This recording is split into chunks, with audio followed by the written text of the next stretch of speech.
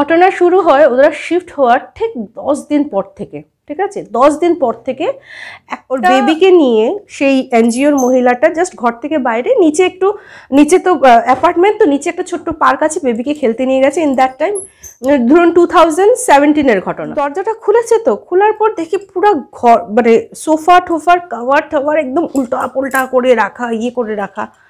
তো বলছে আরে মানে যদি ওর বলছে ছেলেটা এরকম করলে মানে দিদি তো গুছিয়ে রাখে, আজকে দিদি গুছালো না কেন? কারণ একটা ঘরে যখন আমরা ঢুকি না, দিদিটা অ্যাসামিস ছিল, ওকে জিজ্ঞেস করছে বাইদো আপনি এটা কি করছেন, এটা এটা এনেকুৱা কিয় করেছে আপনি, হ্যাঁ সোফার কাপড় এনেকুৱা কিয় করেছে, মানে বাইদো আপনি সোফার কাপড়গুলো এরকম কেন করেছে?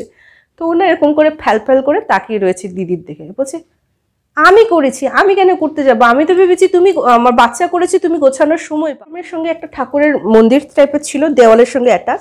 এই সাইডে একটা কাপড় ছিল, কাপড়টা উঁচু ছিল, মানে একটা বড় মানুষ করে উপর তলায় যেমন সব জিনিস নিতে পারে। ওই কাপড়টার ঠিক উপরে বাচ্চার হাতের ছাপ যে রাত্রে ছিল না, আর ও বহুত মানে টিপটপ করে রাখা, পুরো dusting fasting every time, even রাত্রে ঘুমানো যাওয়ার আগে ডাস্টিং করার অভ্যাস। দগদগে ছোট্ট বাচ্চার হাতের ছাপ ঠিক ওটার উপরে, ঠিক আছে? তখন একটা খটকা লাগলো,